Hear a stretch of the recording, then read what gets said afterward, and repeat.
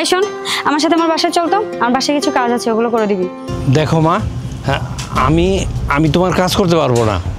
আরে আজব তো, কাজ করলে অসুবিধা কোথায়? তাছাড়া তুই তো এখানে এমনিতেই কাজ করছিস, আর এখানকার কাজের থেকে আমার বাসায় কাজ করলে তুই অনেক বেশি টাকা পাবি, তোর লাভ হবে। সামান্য এই গাড়ি মুছে কয় টাইপের টাকা পাস? তুই যদি আমার সঙ্গে আমার বাসায় যাস, আমার বাসার কাজগুলো করে দিস, তাহলে এখানে যে টাকাটা পাস তার থেকে 3 গুণ বেশি টাকা আমি তোকে দিব। চল। আমি আমার নিজের কাজ করতেছি। আরে বাবা, আজকে আমার বাসায় কাজের লোকটা আসেনি, এই জন্যই তোকে বলছি। আর তাছাড়া তুই এখানে কাজই করছিস, তো কাজ করবি, টাকা নিবি, কাজের সাথে টাকার সম্পর্ক, তুই আমার সাথে এত তর্ক কেন করছিস? কি মুশকিল? আচ্ছা, আমি তো আপনাকে বললাম যে আমি আমার নিজের কাজ করতেছি, আপনি অন্য লোক দিয়ে কাজ করান।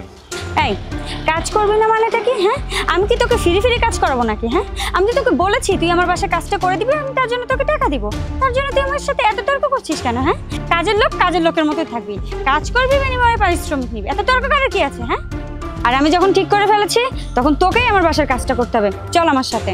আশ্চর্য, আপনি আমার সাথে তর্কাতর্কি করতেছেন কেন? আমি তো বললাম যে আপনার বাসায় আমি কাজ করতে পারবো না। কাজ করতে পারবি না তাই না? হ্যাঁ, তোর এত বড় স্পর্ধা, তুই আমার মুখে মুখে তর্ক করছিস। হ্যাঁ, তোকে না কাজটা করতেই হবে, আর তুই আমার সাথে যে অসভ্যতামিটা করেছিস তার জন্য তোকে শাস্তি পেতে হবে।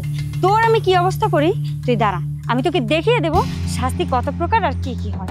দেখেন, আমি আপনার ভালোভাবে কইতাছি, আমি আমার নিজের কাজ করতেছি, আমি অন্য কাজ করতে পারবো না, আপনার সাথে যেতে পারবো না। মজাটা। আচ্ছা, আপনি যারে পারেন আনেন, দেখি আমার কি করতে পারে। হ্যালো, হ্যাঁ কাবির, তুমি তাড়াতাড়ি আমাদের বাসার এই পেছন সাইডে আসো তো। এখানে একটা অসভ্য লোক, একটা কাজের লোক আমার সঙ্গে তর্ক করছে, তুমি এখন এখানে চলে আসো। ঠিক আছে। তুই কি মনে করেছিস? হ্যাঁ, তুই আমার সাথে তর্ক করে পার পেয়ে যাবি? আজকে আমার সাথে যে অসভ্যতামিটা করেছিস না, তার জন্য তোর আমি কি হাল করি সেটা তুই শুধু দেখতে থাক। আর শুভ্রা, কি হয়েছে এখানে? স্যার স্যার আসসালামু আলাইকুম। স্যার, আজকেও আপনি আপনার নিজের কাজ নিজেই করতেছেন? ওয়ালাইকুম আসসালাম। হ্যাঁ, আজকে আমি আমার গাড়িটা মুছতেছিলাম। স্যার মানে? এই, তুমি ছোট লোকের বাচ্চাকে স্যার কেন বলছো? সামান্য একটা কামলা, তুমি ওকে স্যার বলছো?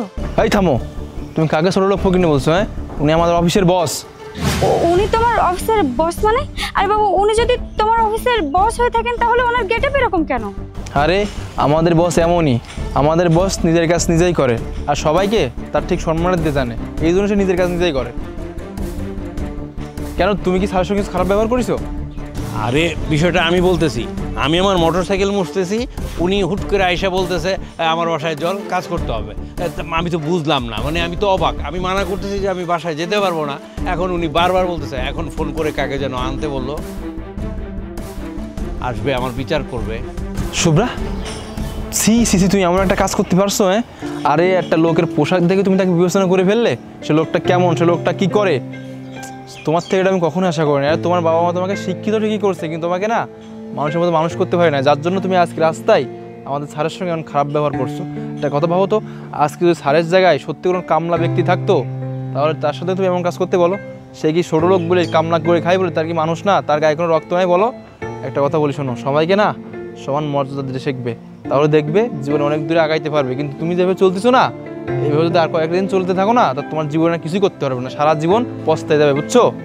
আর স্যার, আপনি প্লিজ আমাদেরকে ক্ষমা করে দেবেন। আমি আমার ওয়াইফ হয়ে আপনার কাছে ক্ষমা চাচ্ছি, আপনি প্লিজ কিছু মনে করবেন না স্যার। না না, ঠিক আছে ঠিক আছে, হ্যাঁ, আমার কাছে ক্ষমা চাইতে হবে না। তবে কিছু কথা বলি, একটু মনোযোগ দিয়ে শোনো। শোনো, কোনো মানুষকেই তার কাজের জন্য তুচ্ছ করে দেখবে না। প্রত্যেকটা লোক তার নিজের জায়গায় আত্মসম্মান বোধ আছে, বুঝতে পারছো? সে বাসের হেল্পার হোক, কামলা হোক, কুলি হোক, তার জায়গায় সে কিন্তু আত্মসম্মান বোধ নিয়ে কাজ করে, বুঝতে পারছো? শোনো, একজন রিক্সাওয়ালা রিক্সা চালিয়ে জীবিকা নির্বাহ করছে, অথচ তারও কোনো আত্মীয় আছে বড়লোক, বিরাট বড়লোক, বুঝছো, ধনী মানুষ, বুঝছো, অথচ সে কিন্তু রিক্সা চালাচ্ছে, কর্ম করে খাচ্ছে। কাউকে তুচ্ছ ভাববে না, মানুষকে সম্মান দিলেই সম্মান পাবে, বুঝতে পেরেছ?